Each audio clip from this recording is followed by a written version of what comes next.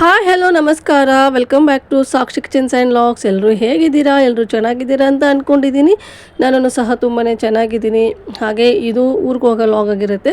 ಹಾಗೆ ಇವತ್ತಿನ ಲಾಗಲ್ಲಿ ಏನೆಲ್ಲ ಮಾಡಿದ್ದೀನಿ ಅಂತ ನಿಮ್ಮ ಜೊತೆಗೆ ಶೇರ್ ಮಾಡ್ತಿದ್ದೀನಿ. ಹಾಗಾಗಿ ವಿಡಿಯೋನ ಎಲ್ಲೂ ಸಹ ಸ್ಕಿಪ್ ಮಾಡ್ದೇ ಪೂರ್ತಿಯಾಗಿ ನೋಡಿ. ಇನ್ ಕೇಸ್ ಈ ವಿಡಿಯೋ ಏನಾದರೂ ಇಷ್ಟ ಆದರೆ ಪ್ಲೀಸ್ ಲೈಕ್ ಮಾಡಿ, ಶೇರ್ ಮಾಡಿ, ಕಾಮೆಂಟ್ ಮಾಡಿ. ಹಾಗೆ ಇನ್ನೂ ಯಾರು ನನ್ನ ಚಾನಲ್ನ ಸಬ್ಸ್ಕ್ರೈಬ್ ಮಾಡಿಲ್ಲ ಪ್ಲೀಸ್ ಸಬ್ಸ್ಕ್ರೈಬ್ ಮಾಡ್ಕೊಂಡು ನೋಡಿ. ನಿಮ್ದೊಂದು ಸಬ್ಸ್ಕ್ರೈಬ್ ನನಗೆ ತುಂಬಾ ಇಂಪಾರ್ಟೆಂಟ್ ಆಗುತ್ತೆ. ಹಾಗೆ ಈ ಲಾಗ್ನ ನಾನು ಮಾಡೋದಕ್ಕಾಗಿರಲಿಲ್ಲ, ಹಾಗಾಗಿ ನನ್ನ ಮಗನೇ ಇಲ್ಲಿ ಲಾಗ್ನ ಶುರು ಮಾಡಿದ್ದಾನೆ. ಹಾಗೆ ನಮ್ಮ ಮಕ್ಕಳಿಗೂ ಸಹ ಸ್ಕೂಲು ರಜಾ ಬಂತಲ್ವಾ, ಹಾಗಾಗಿ ಊರಿಗೆ ಹೋಗ್ತಾ ಇದ್ದೀವಿ. ಅಂದರೆ ಊರಿಗೆ ಹೋಗಿ ಮತ್ತೆ ಬರ್ತೀನಿ ನಾನು. ಮತ್ತೆ ಬಂದಮೇಲೆ ಮಕ್ಕಳು ರಿಸಲ್ಟ್ ಎಲ್ಲ ಕೇಳ್ಕೊಂಡ್ಮೇಲೆ ಮತ್ತೆ ಹೋಗ್ತೀನಿ. ಇವಾಗ ಬರೀ ಮದುವೆ ಇತ್ತು, ಮದುವೆಗಾಗಿ ನಾವು ಊರಿಗೆ ಹೋಗ್ತಾ ಇದ್ವಿ. ಇನ್ನು ನಾವು ಕಾರ್ ಜರ್ನಿ ಮಾಡ್ತಾ ಇರೋದ್ರಿಂದ, ಮಕ್ಕಳನ್ನ ಕರ್ಕೊಂಡು ಹೋಗ್ತಾ ಇರೋದ್ರಿಂದ ಮಕ್ಕಳಿಗೆ ಏನಾದರೂ ಸ್ನ್ಯಾಕ್ಸ್ ಬೇಕಾಗುತ್ತಲ್ವ, ಹಾಗಾಗಿ ಇಲ್ಲಿ ಅದಕ್ಕೆಲ್ಲ ಪ್ರಿಪ್ರೇಷನ್ ಮಾಡ್ಕೊತಾ ಇದ್ದೀನಿ. ಹಾಗೆ ಊರಿಂದ ಬಂದಮೇಲೆ ನಾನು ಲಾಗ್ನ ಅಪ್ಲೋಡ್ ಮಾಡೋಣ ಅಂತ ಅಂದ್ಕೊಂಡೆ. ಊರಿಂದ ಬಂದಮೇಲೆ ನೀರೆಲ್ಲ ಚೇಂಜಸ್ ಆಗಿಬಿಟ್ಟು ಗಂಟ್ಲೆಲ್ಲ ಕೆಟ್ಟಂಗಾಗಿ ನನಗೂ ಸ್ವಲ್ಪ ಹುಷಾರು ತಪ್ಕೊಂಬಿಟ್ಟಿದ್ದೆ. ಹಾಗಾಗಿ ಲಾಗ್ನ ಅಪ್ಲೋಡ್ ಮಾಡೋದಕ್ಕೆ ಆಗಿರಲಿಲ್ಲ. ಇವಾಗ ಒಂದು ಸ್ವಲ್ಪ ಪರವಾಗಿಲ್ಲ. ಇವತ್ತು ನಾನು ಈ ಲಾಗ್ನ ಅಪ್ಲೋಡ್ ಮಾಡ್ತಾಯಿದ್ದೀನಿ. ಇದು ಭಾನುವಾರದ ಲಾಗ್ ಆಗಿರುತ್ತೆ. ಇನ್ನು ಭಾನುವಾರ ಸಂಜೆ ಒಂದು 4ರಿಂದ 5 ಗಂಟೆಗೆ ಊರು ಬಿಡೋಣ ಅಂತ ಅಂದ್ಕೊಂಡಿದ್ವಿ. ಹಾಗಾಗಿ ಏನಾದರೂ ಸ್ನ್ಯಾಕ್ಸ್ ಮಾಡ್ಕೋಬೇಕಾಗಿತ್ತು. ಮಧ್ಯಾಹ್ನ ಊಟ ಎಲ್ಲ ಮಾಡ್ಕೊಂಬಿಟ್ಟಿದ್ವಿ. ಬರೀ ಮಕ್ಕಳಿರೋದ್ರಿಂದ ಏನಾದರೂ ಸ್ನ್ಯಾಕ್ಸ್ ಇರಲೇಬೇಕಲ್ವಾ ಅಂತೇಳ್ಬಿಟ್ಟು ಮನೆಯಲ್ಲಿ ಸ್ವಲ್ಪ ಐಟಮ್ಸ್ ಇತ್ತು, ಅದರಲ್ಲೇ ಇವತ್ತು ಸ್ನ್ಯಾಕ್ಸ್ ಮಾಡ್ತಾಯಿದ್ದೀನಿ. ಫಸ್ಟಿಗೆ ನಾನು ಪಾಪ್ಕಾರ್ನ್ನ ತೊಗೊಂಬಂದುಬಿಟ್ಟಿದ್ದೆ. 3 ಮಿನಿಟ್ ಪಾಪ್ಕಾರ್ನ್ ಬರುತ್ತಲ್ವ, ಅದನ್ನ ತೊಗೊಂಬಂದು ಅದೆಲ್ಲ ರೆಡಿ ಮಾಡ್ಕೊಂಬಿಟ್ಟಿದ್ದೀನಿ. ಅದಾದ ನಂತರ ನೈಟ್ ಚಪಾತಿ ಮಾಡಿಟ್ಟಿದ್ದೆ. ಅದರಲ್ಲಿ ಒಂದು 3 ಚಪಾತಿ ಏನೋ ಮಿಕ್ಕೊಂಡಿತ್ತು. ಅದರಲ್ಲಿ ಚಿಪ್ಸ್ನ ಸಹ ನಾನು ಮಾಡಿದ್ದೀನಿ.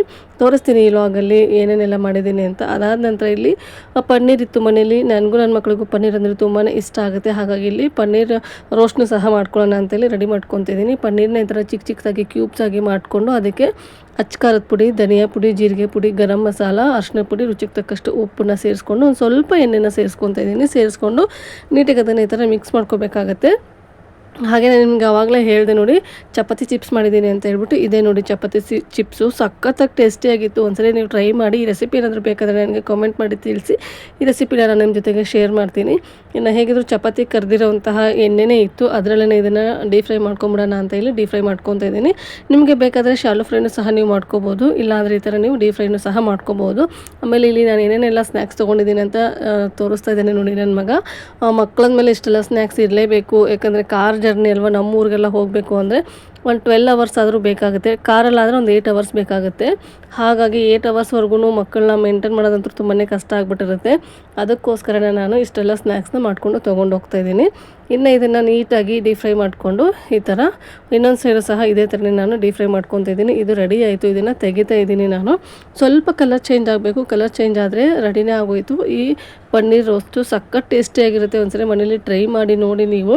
ಅದರಲ್ಲೂ ಈ ಥರ ಏನಾದರೂ ಜರ್ನಿ ಮಾಡ್ತೀವಿ ಅಂದಾಗ ಈ ಥರದ್ದು ಏನಾದರೂ ಇರಬೇಕು. ಆವಾಗ ಜರ್ನಿನೂ ಸಹ ತುಂಬಾ ಚೆನ್ನಾಗಿ ಅನ್ನಿಸ್ತಾ ಇರುತ್ತೆ. ಅದರಲ್ಲೂ ನಮ್ಮಂತಹ ತಿಂಡಿ ಪೋತ್ರು ಯಾರಿರ್ತಾರೆ ನೋಡಿ, ಅವ್ರಿಗೆ ಮಾತ್ರ ಈ ಥರದ್ದು ಏನಾದರೂ ಸ್ನ್ಯಾಕ್ಸ್ ಇರಲೇಬೇಕು ಅಂತಲೇ ಹೇಳಬಹುದು. ಇನ್ನು ನೋಡ್ತಾ ಇದ್ದೀರಲ್ವ, ಇಲ್ಲಿ ಕಲರೆಲ್ಲ ಯಾವ ಥರ ಚೇಂಜ್ ಆಗಿದೆ ಅಂತ. ಈ ಥರ ಆದರೆ ಸಾಕಾಗುತ್ತೆ. ಇದನ್ನು ನಾನಿವಾಗ ತೆಗಿತಾ ಇದ್ದೀನಿ.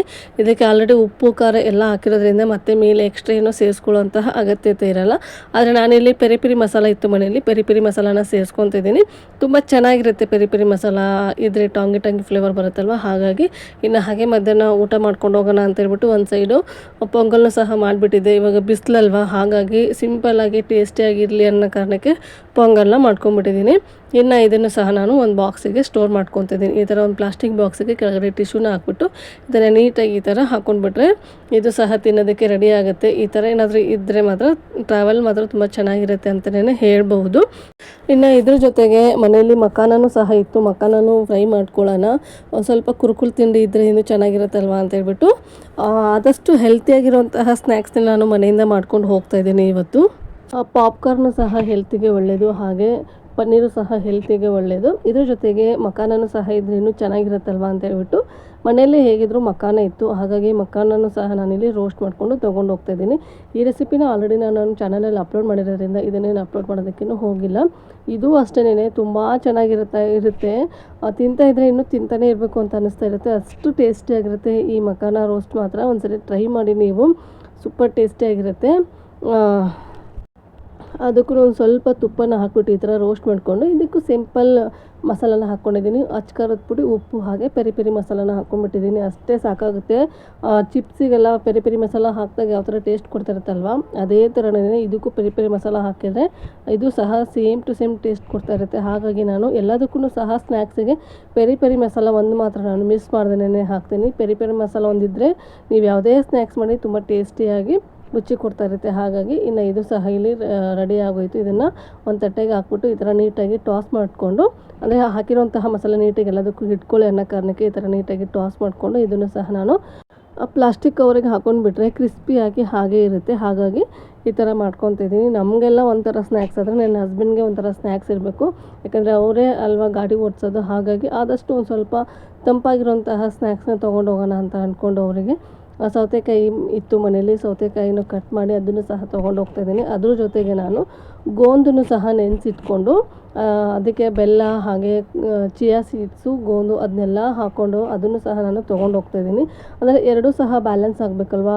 ಸಿಕ್ಕಾಪಟ್ಟೆ ಬಿಸಿಲಿದೆ ಇವಾಗ ಹೊರಗಡೆ, ಅದರಲ್ಲೂ ಈ ಥರ ಟ್ರಾವೆಲಿಂಗ್ ಮಾಡ್ತೀವಿ ಅಂದರೆ ಏನಾದರೂ ಇರಲೇಬೇಕಾಗತ್ತೆ. ಹಾಗಾಗಿ ಇದೆಲ್ಲ ಸ್ನ್ಯಾಕ್ಸು ನಾನು ತೊಗೊಂಡು ಹೋಗ್ತಾಯಿದ್ದೀನಿ. ಅದೆಲ್ಲ ನನ್ನ ಮಕ್ಕಳು ಆವಾಗಲೇ ಹೇಳ್ದಂಗೆ ನಾನು ಮಕ್ಕಳನ್ನ ಕರ್ಕೊಂಡು ಹೋಗ್ತಾ ಇರೋದ್ರಿಂದ ಇಷ್ಟೆಲ್ಲ ಸ್ನ್ಯಾಕ್ಸು ತೊಗೊಂಡು ಹೋಗಲೇಬೇಕು. ಇನ್ನು ಇಲ್ಲಿ ತೋರಿಸ್ತಾ ಇದ್ದೀನಿ ನೋಡಿ ನನ್ನ ಮಗ ಏನೇನು ಸ್ನ್ಯಾಕ್ಸ್ ಎಲ್ಲ ತೊಗೊಂಡು ಹೋಗ್ತಾ ಇದ್ದೀವಿ ಅಂತ ಹೇಳ್ಬಿಟ್ಟು. ಸೌತೆಕಾಯಿ, ಹಾಗೆ ಪಾಪ್ಕಾರ್ನು, ಪನ್ನೀರು, ಮನೇಲಿ ಬಿಸ್ಕೆಟ್ ಇತ್ತು, ಬಿಸ್ಕೆಟ್ನೂ ಸಹ ಇಟ್ಕೊಂಡಿದ್ದೀನಿ. ಮಧ್ಯದಲ್ಲಿ ಹಸುವಾದರೆ ತಿನ್ನೋದಕ್ಕೆ ಬೇಕಾಗುತ್ತೆ ಅಂತ ಹೇಳ್ಬಿಟ್ಟು. ಹಾಗೆ ಅದ್ರ ಜೊತೆಗೆ ನಾನೇನು ಚಪಾತಿ ಚಿಪ್ಸ್ ಮಾಡಿದ್ದಲ್ವ ಅದನ್ನು ಸಹ ಇಟ್ಕೊಂಡಿದ್ದೀನಿ. ಇದನ್ನೆಲ್ಲ ನೀಟಾಗಿ ಪ್ಯಾಕ್ ಮಾಡಿಕೊಂಡು, ಹಾಗೆ ವಾಟರ್ ಬಾಟಲ್ನು ಸಹ ನಾವು ಎಲ್ಲದನ್ನು ಸಹ ಇಟ್ಕೊಂಡು ಈ ಥರ ನೀಟಾಗಿ ಪ್ಯಾಕ್ ಮಾಡಿಕೊಂಡು ಇನ್ನೇನು ಹೊರಡ್ತಾ ಇದ್ದೀವಿ. ಹಾಗೆ ಇಷ್ಟೇ ಲಗೇಜ್ ನೋಡಿ, ಒಂದು ದಿನಕ್ಕೆ ಮಾತ್ರ ಹೋಗ್ತಾ ಇರೋದಲ್ವ, ಹಾಗಾಗಿ ಕಡಿಮೆ ಲಗೇಜ್ನ ನಾನು ತೊಗೊಂಡು ಹೋಗ್ತಾ ಇದ್ದೀನಿ. ಮದುವೆ ಇರೋದ್ರಿಂದ ಮದುವೆಲಿ ಏನು ಹಾಕ್ಕೋಬೇಕು ನೋಡಿ ಡ್ರೆಸ್ಗಳು ಅದನ್ನು ಮಾತ್ರ ಇಟ್ಕೊಂಡು ಹೋಗ್ತಾ ಇದ್ದೀವಿ. ಇನ್ನು ಬ್ಯಾಗ್ನ ಸಹ ಇಲ್ಲಿ ಕಾರ್ಗೆ ಎಲ್ಲ ಇಟ್ಟಿದ್ದಾಯಿತು. ಹಾಗೆ ಹೋಗುವಾಗ ಒಂದು ಸ್ವಲ್ಪ ಐಸ್ ಕ್ರೀಮ್ ತಿನ್ಕೊಂಡು ಹೋಗೋಣ ಅಂತ ಅಂದ್ಕೊಂಡು ನನ್ನ ಹಸ್ಬೆಂಡು ಐಸ್ ಕ್ರೀಮ್ನ ಕೊಡಿಸಿದ್ರು. ಹಾಗಾಗಿ ಐಸ್ ಕ್ರೀಮ್ನ ತಿನ್ಕೊಂಡು ಇವಾಗ ಟ್ರಾವೆಲ್ ನಾವು ಶುರು ಮಾಡಿದ್ದೀವಿ. ಒಂದು ಸ್ವಲ್ಪ ಬೇಗನೆ ಬಿಟ್ಟರೆ ನಿಧಾನಕ್ಕೆ ಹೋದರೂ ಪರವಾಗಿಲ್ಲ, ನಾವು ಯಾವ ಟೈಮಿಗೆ ಹೋಗಬೇಕು ಆ ಟೈಮಿಗೆ ಕರೆಕ್ಟಾಗಿ ಹೋಗ್ತೀವಿ ಅನ್ನೋ ಕಾರಣಕ್ಕೆ ಇವತ್ತು ಒಂದು ಸ್ವಲ್ಪ 4 ಗಂಟೆ ಹಂಗೆ ಊರನ್ನ ಬಿಟ್ವಿ. ಪ್ರತಿ ಸಲ ನಾವು ಹೆಂಗೆ ಮಾಡ್ತಿದ್ವಿ ಅಂದರೆ ನೈಟ್ ಬಿಡ್ತಿದ್ವಿ, ಒಂದು 10:30 11 ಗಂಟೆ ಹಿಂಗೆ ಊರನ್ನ ಬಿಡ್ತಿದ್ವಿ. ಬೆಳಗ್ಗೆ 6 ಗಂಟೆ 7 ಗಂಟೆ ಆದರೂ ಊರಿಗೆ ಹೋಗ್ತಿರಲಿಲ್ಲ. ಯಾಕಂದರೆ ಮಧ್ಯದಲ್ಲಿ ನಿದ್ದೆ ಬಂದುಬಿಟ್ರೆ ಅಲ್ಲೆಲ್ಲಾದರೂ ಟೋಲ್ ಹತ್ರ ಸೈಡ್ ಹಾಕ್ಬಿಟ್ಟು ಮಲ್ಕೊತಿದ್ರು ನನ್ನ ಹಸ್ಬೆಂಡು. ಹಾಗಾಗಿ ಇವತ್ತು ಒಂದು ಸ್ವಲ್ಪ ಬೇಗನೆ ಹೋದರೂ ಪರವಾಗಿಲ್ಲ, ಊರನ್ನ ಬೇಗಾದರೂ ಮುಟ್ತೀವಿ ಅನ್ನೋ ಕಾರಣಕ್ಕೆ ಒಂದು ಸ್ವಲ್ಪ ಬೇಗನೆ ಇಲ್ಲಿ ಊರನ್ನ ಬಿಟ್ಟಿದ್ದೀವಿ. ಹಾಗೆ ಇನ್ನು ಹೋಗೋಕ್ಕಿಂತ ಮುಂಚೆ CNG ಹಾಕಿಸ್ಕೊಂಡು, ಹಾಗೆ ಮಧ್ಯದಲ್ಲಿ ಎಲ್ಲಾದರೂ CNG ಖಾಲಿ ಆದರೆ ಪೆಟ್ರೋಲು ಬೇಕಾಗುತ್ತಲ್ವ ಅಂತ ಪೆಟ್ರೋಲ್ನು ಸಹ ಹಾಕಿಸ್ಕೊಂಡು ಇಲ್ಲಿ ಹೋಗ್ತಾ ಇದ್ದೀವಿ ನಾವು. ಹಾಗೆ ತುಂಬ ದಿನ ಆಗಿತ್ತು ಈ ಥರ ನಾವು ಜರ್ನಿ ಮಾಡಿರಲೇ ಇಲ್ಲ. ಅಂದರೆ ವರ್ಷಕ್ಕೊಂದ್ಸರಿ ಹೋಗ್ತೀವಿ ಊರಿಗೆ ಅಷ್ಟೇ, ಅದು ಬಿಟ್ಟರೆ ಪದೇ ಪದೇ ಹೋಗೋದಕ್ಕೆ ಆಗೋದಿಲ್ಲ ನಮಗೆ. ಯಾಕೆಂದರೆ ನಮ್ಮೂರು ತುಂಬ ದೂರ ಆಗುತ್ತಲ್ವ, ಒಂದು ನೈಟ್ ಆದರೂ ಬೇಕೇ ಬೇಕಾಗುತ್ತೆ ಊರಿಗೆ ಹೋಗೋದಕ್ಕೆ. ಹಾಗಾಗಿ ವರ್ಷಕ್ಕೊಂದ್ಸರಿ ಹೋಗೋದ್ರಿಂದ ಒಂಥರ ಏನೋ ಎಕ್ಸೈಟ್ಮೆಂಟ್ ಇತ್ತು ಅಂತಲೇ ಹೇಳ್ಬೋದು ಊರಿಗೆ ಹೋಗೋಕ್ಕೆ. ಪದೇ ಪದೇ ಹೋಗ್ತಾಯಿದ್ರೆ ಅಷ್ಟಾಗಿ ಅನ್ಸೋದಿಲ್ಲ, ಅಯ್ಯೋ ಊರಿಗೆ ಹೋಗೋಣ ಬಿಡು ಅಂತ ಅನ್ನಿಸ್ತಾ ಇರುತ್ತೆ. ಈ ಥರ ವರ್ಷಕ್ಕೊಂದ್ಸರಿ ಹೋದಾಗ ಅದರ ಎಕ್ಸೈಟ್ಮೆಂಟ್ ಅನ್ನೋದೇ ಒಂಥರ ಬೇರೆ ಇರುತ್ತಲ್ವ. ಹಾಗಾಗಿ ಇನ್ನು ಇಲ್ಲಿ ಟೈಮ್ ಆಲ್ರೆಡಿ ಒಂದು 9:30 ಏನೋ ಆಗಿತ್ತು. ಹೊಸಪೇಟೆ ಹತ್ತಿರ ಬಂದುಬಿಟ್ಟಿದ್ವಿ. ಇನ್ನು ಹೊಸಪೇಟೆ ಬಂದುಬಿಟ್ರೆ ನಮ್ಮೂರಿಗೇನು ತುಂಬ ದೂರ ಏನಿಲ್ಲ, ಅಲ್ಲಿಂದ ಒಂದು 150 ಕಿಲೋಮೀಟ್ರ್ 200 ಕಿಲೋಮೀಟ್ರ್ ಅಷ್ಟೇ ನಮ್ಮೂರಿರೋದು. 9:30 ಬಂದುಬಿಟ್ಟಿದ್ವಲ್ವ, ಅದಕ್ಕೆ ನಿಧಾನಕ್ಕೆ ಹೋಗೋಣ ಅಂತ ಅಂದ್ಕೊಂಡು ಹೊರಗಡೆ ಊಟನೆಲ್ಲ ಮುಗಿಸ್ಕೊಳ್ಳೋಣ ಅಂತ ಅಂದ್ಕೊಂಡಿದ್ವಿ. ಡಾಬಾ ಆಲ್ರೆಡಿ ಎಲ್ಲ ಕಡೆನೂ ಡಾಬಾ ಎಲ್ಲ ಕ್ಲೋಸ್ ಆಗಿಬಿಟ್ಟಿತ್ತು. ಇದು ಒಂದು ಡಾಬಾ ಏನೋ ಓಪನ್ ಇತ್ತು. ಹಾಗಾಗಿ ಇಲ್ಲೇನೋ ಊಟ ಮುಗಿಸ್ಕೊಂಡು ಹೋಗ್ಬಿಡೋಣ ಅಂತೇಳಿ ಊಟಕ್ಕೂ ಸಹ ನಿಲ್ಲಿಸಿದ್ದೀವಿ. ಹಾಗೆ ಆ ಡಾಬಾದಲ್ಲಿ ಈ ಥರ ಜೋಕಾಲಿ ಇತ್ತು, ಅದನ್ನು ಇಲ್ಲಿ ನನ್ನ ಮಕ್ಕಳಿಬ್ಬರು ಆಡ್ತಾಯಿದ್ದಾರೆ. ಅವ್ರ ಜೊತೆಗೆ ನಾನು ಸಹ ಇಲ್ಲಿ ಒಂದು ಸ್ವಲ್ಪ ಜೋಕಾಲಿನ ಆಡೋಣ ಅಂತ ನಾನು ಸಹ ಇಲ್ಲಿ ಆಟ ಆಡಿ ಊಟನೂ ಸಹ ಮುಗಿಸ್ಕೊಂಡ್ವಿ. ನನಗಂತೂ ಇವತ್ತು ಎಷ್ಟು ಶಾಕ್ ಆಯಿತು ಅಂದರೆ, ತಿಂದಿರೋದು ನಾವು 4 ಐಟಮು, ಅದಕ್ಕೆ 1500 ರೂಪಾಯಿ ಆಗಿಬಿಟ್ಟಿದೆ ಬಿಲ್ಲು. ನಾನು ಅದೇ ಅಂತ ಇದ್ದೆ, ನೈಟ್ ಊಟನೂ ಸುಮ್ಮನೆ ಮನೆಯಿಂದ ಪ್ರಿಪೇರ್ ಮಾಡ್ಕೊಂಬಿಟ್ಟಿದ್ರೆ ಆಗ್ಬಿಡೋದು ನೋಡು ಅಂತ ಹೇಳ್ಬಿಟ್ಟು. ಇದೇನೋ ಮಲಾಯಿ ರೋಟಿ ಅಂತೆ, ಅದು ಏನಂತಲೇ ಗೊತ್ತಿಲ್ಲ. ಅದಕ್ಕೆ ಒಂಥರ ಮೊಸರು ಹಾಕಿ ಶೇಂಗಾ ಚಟ್ನಿನ ಹಾಕಿ ಕೊಟ್ಟಿರೋ ಥರ ಇದೆ. ನನಗೆ ಮಾತ್ರ ಟೇಸ್ಟು, ನನ್ನ ಹಸ್ಬೆಂಡ್ಗೆ ಅವ್ರ ಫ್ರೆಂಡ್ ಯಾರೋ ಹೇಳಿದ್ರಂತೆ ಅದು ಚೆನ್ನಾಗಿರುತ್ತೆ ಟೇಸ್ಟ್ ಮಾಡೋ ಅಂತ ಹೇಳಿ. ಹಾಗಾಗಿ ನನ್ನ ಹಸ್ಬೆಂಡು ಬರೀ 2 ಪ್ಲೇಟ್ ತೊಗೊಳ್ಳೋಣ ಫಸ್ಟು, ಅದಾದ ನಂತರ ಇಷ್ಟ ಆದರೆ ಮತ್ತೆ ತೊಗೊಳ್ಳೋಣ ಅಂತಂದರು. ಅದು ತೊಗೊಂಡ್ರೆ ನನಗೂ ನನ್ನ ಮಕ್ಕಳಿಗೂ ಇಬ್ರಿಗೂ ಸಹ ಇದು 3 ಜನಕ್ಕೂ ಸಹ ಇದು ಇಷ್ಟನೇ ಆಗಲಿಲ್ಲ. ನನ್ನ ಹಸ್ಬೆಂಡ್ ಮಾತ್ರ ತಿಂದ್ಕೊಂಡ್ರು. ಇನ್ನು ನಾವೆಲ್ಲ ಗೋಬಿ ಮಂಚೂರಿ ಕೇಳೋಣ ಅಂದರೆ ಗೋಬಿ ಮಂಚೂರಿ ಎಲ್ಲ ಖಾಲಿ ಆಗಿಬಿಟ್ಟಿತ್ತಂತೆ. ಹಾಗೆ ಸೂಪ್ ಅದೆಲ್ಲ ಕೇಳಿದ್ವಿ, ಅದು ಸಹ ಖಾಲಿಯಾಗಿತ್ತು. ಯಾಕಂದರೆ ಕ್ಲೋಸ್ ಮಾಡೋವಂತಹ ಟೈಮಲ್ಲಿ ಹೋಗ್ಬಿಟ್ಟಿದ್ವಿ ನಾವು. ಹಾಗಾಗಿ ಇನ್ನು ಏನಿದೆ ಅದನ್ನೇ ಕೊಡಿ ಅಂತಂದಾಗ ಪನ್ನೀರ್ ಮೆಜೆಸ್ಟಿಕ್ ಅದೆಲ್ಲ ಇದೆ ಅಂದರು. ಹಾಗಾಗಿ ಪನ್ನೀರ್ ಮೆಜೆಸ್ಟಿಕ್ನ ಆರ್ಡ್ರ್ ಮಾಡಿಕೊಂಡು ಅದ್ರ ಜೊತೆಗೆ ಫ್ರೈಡ್ ರೈಸು, ಹಾಗೆ ಒಂದು ದಾಲ್ ತಡ್ಕ ಹಾಗೆ 4 ರೋಟಿ ಮಜ್ಜಿಗೆನೂ ಸಹ ನಾವಿಲ್ಲಿ ಆರ್ಡ್ರ್ ಮಾಡ್ಕೊಂಡಿದ್ವಿ. ನನಗಿಲ್ಲಿ ಮಜ್ಜಿಗೆ ರೇಟ್ ಕೇಳಿದ್ರೇ ಶಾಕ್ ಆಗೋಯ್ತು. ಒಂದು ಮಜ್ಜಿಗೆಗೆ 40 ರೂಪಾಯಿ ಅಂತೆ. ನಮ್ಮ ಬೆಂಗಳೂರಲ್ಲೇ ಪರವಾಗಿಲ್ಲ 10 ರೂಪಾಯಿ ಕೊಟ್ಬಿಟ್ರೆ ಒಂದು ಪ್ಯಾಕೆಟ್ ಮಜ್ಜಿಗೆ ಬಂದುಬಿಡುತ್ತೆ. ಇನ್ನು ಮಜ್ಜಿಗೆ ಕುಡಿಯೋದಕ್ಕೆ ಹೋದರೆ ಒಂಚೂರು ಟೇಸ್ಟ್ ಅಂತಲೇ ಇರಲಿಲ್ಲ. ಫುಲ್ಲು ಕೋಲ್ಡ್ ಆಗಿಬಿಟ್ಟಿದೆ. ಫ್ರಿಜ್ಜಲ್ಲಿ ಇಟ್ಟಿರೋಂತಹ ಮಜ್ಜಿಗೆ ಕೊಟ್ಟಿದ್ದಾರೆ. ನನಗಂತೂ ಏನೂ ರುಚಿನೇ ಅನ್ನಿಸ್ತಾ ಇರಲಿಲ್ಲ. ನಾನಂತೂ ಕುಡಿಯೋದಕ್ಕೆ ಹೋಗಲಿಲ್ಲ. ಈ ಮಜ್ಜಿಗೆಗೆ 40 ರೂಪಾಯಿ ಕೊಟ್ವಿ ಅನ್ನೋದೊಂದು ಬೇಜಾರಾಯಿತು ಅಷ್ಟೇನೆ. ಇನ್ನು ನನ್ನ ಹಸ್ಬೆಂಡು ಸಹ ಮಜ್ಜಿಗೆ ಕುಡ್ಕೊಂಡು ಮತ್ತೆ ಟ್ರಾವೆಲಿಂಗ್ನ ನಾವು ಶುರು ಮಾಡ್ತಾಯಿದ್ದೀವಿ.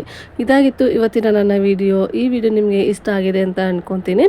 ಮತ್ತೆ ಸಿಗ್ತೀನಿ ಇನ್ನೊಂದು ವಿಡಿಯೋದಲ್ಲಿ. Thank you. ಬಾಯ್.